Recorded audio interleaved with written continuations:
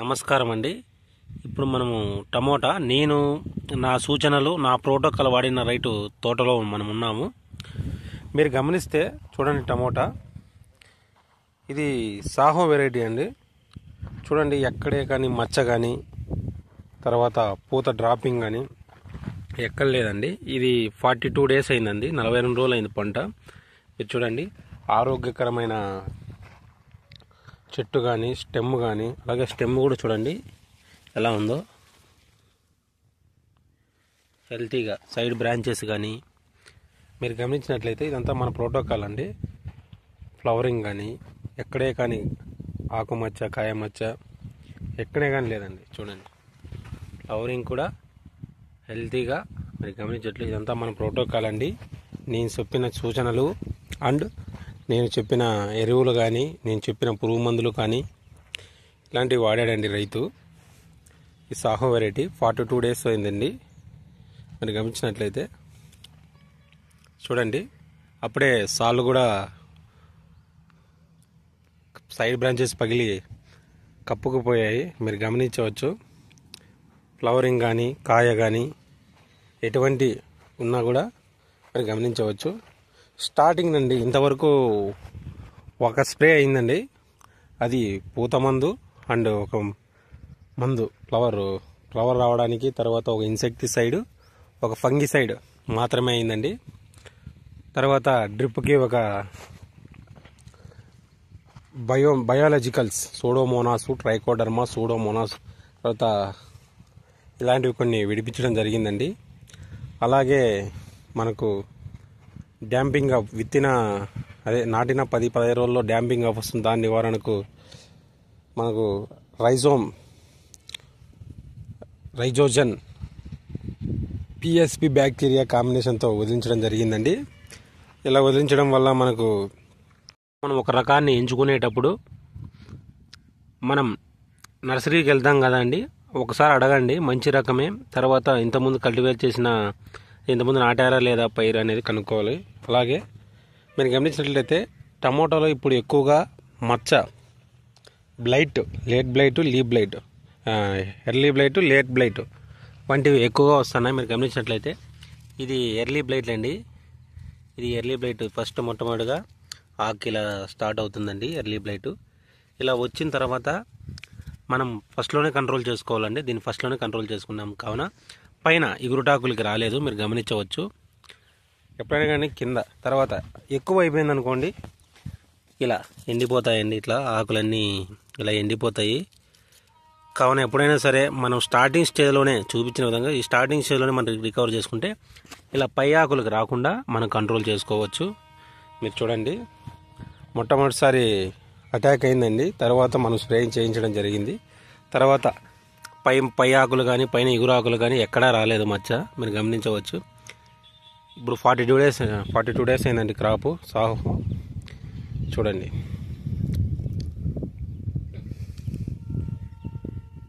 మనం కూడా టమాటా అనేది మనకు మార్కెట్ రేట్లకు అనుగుణంగా మనం పంటని కల్టివేట్ చేసుకోవాలండి. లేకుంటే ఎంత పెట్టుబడి పెట్టినా మనకు అనుకున్న రేట్ రాకపోతే చాలా బాధపడాల్సి వస్తుంది.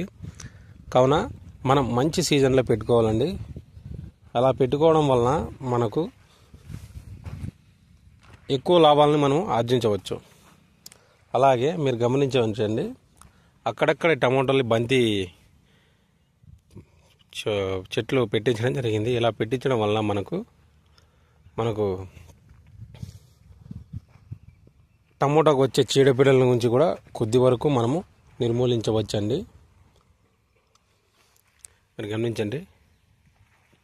దాన్ని మనం చెండు మల్లెను మనం మధ్యలో పెట్టడం వల్ల ట్రాప్ క్రాప్ అంటారు అనమాట. అంటే ఇప్పుడు టమోటాలో వచ్చే కాయ తొలుచు పురుగు కానీ, స్టెమ్ బోరర్ కానీ, కాండం తొలుచు పురుగు కానీ, ఆకులు తినే పురుగులు కానీ తొందరగా ఆ ఎల్లో కలర్, పసుపు కలర్ ఉంటాయి కదండి, మ్యారీగోల్డ్, అదే చెండుమల్లి పూలు ఉండడం వల్ల దాన్ని ఆకర్షించి దాన్ని తినడానికి కావున మెయిన్ పంటకు రాకుండా మనము నిర్మూలించవచ్చు అనమాట. అలాగే మీరు చూడండి, టమోటా కూడా ఎక్కడా కానివ్వండి, చెట్టు కూడా చూడండి, పైపులు పైన ఒకసారి చూపిస్తాను. ఎలా ఉందో చూడండి ఒకసారి. చెట్టు పగిలిన విధానం కానీ, అలాగే ఫ్లవరింగ్ కానీ, కాయ సెట్ కానీ, ఫ్లవరింగ్ కానీ, కాయ సెట్ కానీ మీరు గమనించవచ్చు. చూడండి చెట్టు చూడండి, సాల్స్ కూడా కప్పుపోయి ఓన్లీ 42 days అయిందండి సాహో వెరైటీ. ఇంకోటి ఏంటంటే టమాటోలు ఎప్పుడైనా సరే మనం ఒక పురుగు కానీ, ఒక త్రిప్స్ కానీ, ఒక తెల్లదోమ అవునండి, మీకు తెల్లదోమ గురించి చెప్పేది మర్చిపోయాను. తెల్లదోమ అనే వల్లనే మనకు వైరస్లు వ్యాప్తి చెందించడానికి తెల్లదోమే ప్రధాన కారణం అండి. అందుకే తెల్లదోమకు ఫస్ట్ నుంచే మనం కంట్రోల్ చేసుకోవాలి. ఫస్ట్ నుంచే కంట్రోల్ చేసుకోవాలంటే ప్రైడ్ కానీ, థయోమిథాక్సిమం కానీ, ఇమిడా కానీ వంటివి ఇలా స్ప్రే చేసుకుంటే మనం ఈ తెల్లదోమ నివారణకు మనము నివారించవచ్చు పూర్తిగా. అలాగే మనం స్ప్రే చేసేటప్పుడు గట్లు కూడా కొట్టాలండి. చుట్టూ ఎంబడే గడ్డి ఉంటుంది కదా, గట్లు కూడా కొట్టాలి. ఈ దోమ కానీ, ఒక పురుగు కానీ మనం కొట్టిన వెంటనే గడ్డిలో చేరుతుంది. గడ్డికి మనం మందు స్ప్రే చేయం కాబట్టి తర్వాత వితిన్ 50 daysలో 10 నుంచి 15 రోజుల్లో మళ్ళీ అటాక్ అవుతుందండి. అలా రావడం వల్ల మనకు దిగుబడి తగ్గే ఛాన్స్ ఉందండి. ఇప్పుడు మీరు చూడండి, ఇలా టమోటా చెట్టుకు మధ్య మ్యారీగోల్డ్ అదే చెండుమల్లి పూలు పెట్టడం వల్ల దీనిలో ఉండే పెస్ట్ అదే పురుగు అనేది ఈ తోట ఈ పసుపు రంగు ఉన్నాయి కానీ పూలకు ఆకర్షిస్తే దాన్ని తినడం ప్రారంభిస్తుంది. దాని నష్టం కూడా మనకు తగ్గుతుంది, మరి గమనించవచ్చు. అలాగే మచ్చ ఎలా కంట్రోల్ చేసుకోవాలి సార్ మనం టమోటాలో అంటే ప్రతి స్ప్రేయింగ్లోనూ ఫస్ట్ స్టార్టింగ్ స్ప్రే నుంచి ఎండింగ్ స్ప్రే వరకు ఏదో ఒక ఫంగిసైడ్ డ్రిప్ అండ్ స్ప్రే చేసుకోవడం వల్ల మనం మచ్చను కూడా కంట్రోల్ చేసుకోవచ్చు. అలాగే ఇంకోటండి, మార్కెట్ రేటుకి అనుగుణంగా మనం మందులు స్ప్రే చేసుకోవాలి.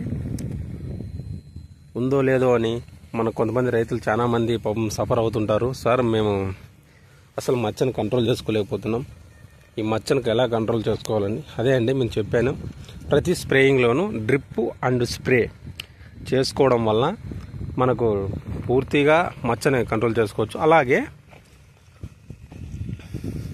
Biologicals drip and drenching, spraying కాదండి డ్రెంచింగ్, డ్రిప్ వదలాలి.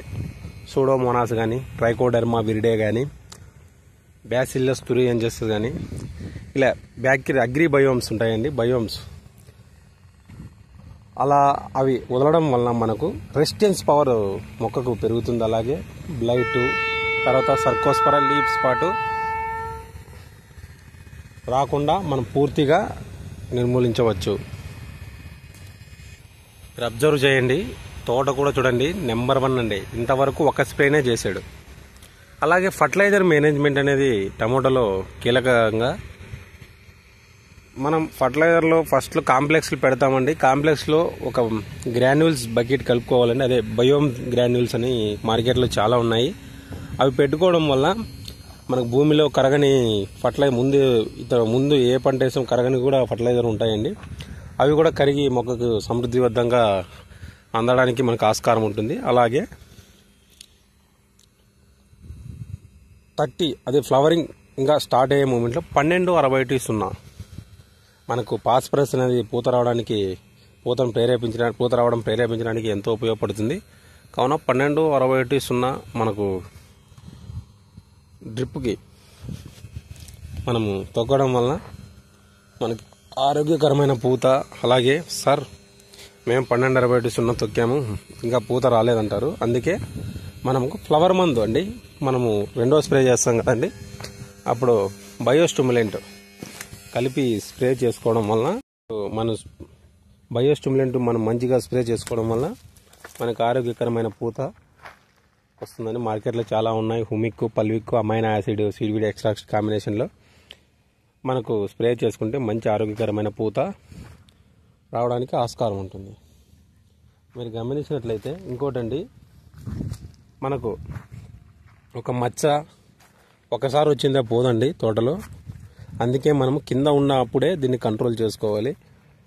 తర్వాత మొక్కలు చనిపోయేది చాలా ఉంటుందండి టమోటాలు. దీని నివారణకు మనకు మార్కెట్లో COC బ్లైటాక్స్, ఈ బ్లైటాక్స్ మనము స్ప్రే చేసుకోవడం వల్ల లేదా డ్రెంచింగ్ చేయడం వల్ల ఎంతైనా మన మొక్కలు చనిపోతుందంటే డ్రెంచింగ్ చేసుకోవడం బెస్ట్ అండి. ఇలా డ్రెంచింగ్ చేసుకోవడం అంటే డ్రిప్ చేసుకోవడం వల్ల మనకు చనిపోయిన మొక్క చనిపోవడం కూడా కంట్రోల్ అవుతుందండి. అలాగే టమోటాలో ఎస్పెషల్లీ ప్రజెంట్ ఎక్కువగా ఉండే మచ్చకే చాలా మంది భయపడుతున్నారు. ఎంత కాస్ట్లీ మందులు కొట్టినా కంట్రోల్ కాలేదంటున్నారు.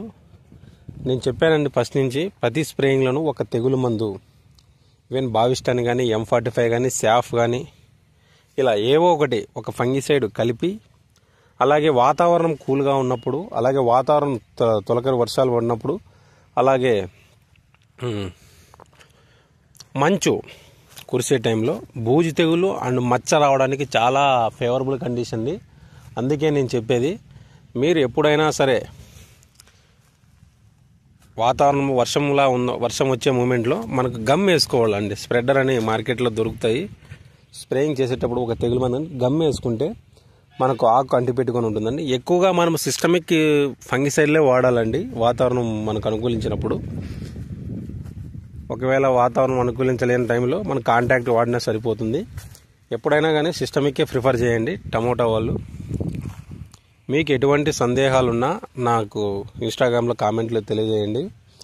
అలాగే సార్ ఫస్ట్ నుంచి మనం ఎలా మెయింటైన్ చేయాలి టమోటా అనే దానికి మీరు ఎటువంటి సందేహాలున్నా ఈ యూట్యూబ్ కామెంట్లో చెప్పండి, నేను తెలియజేస్తాను.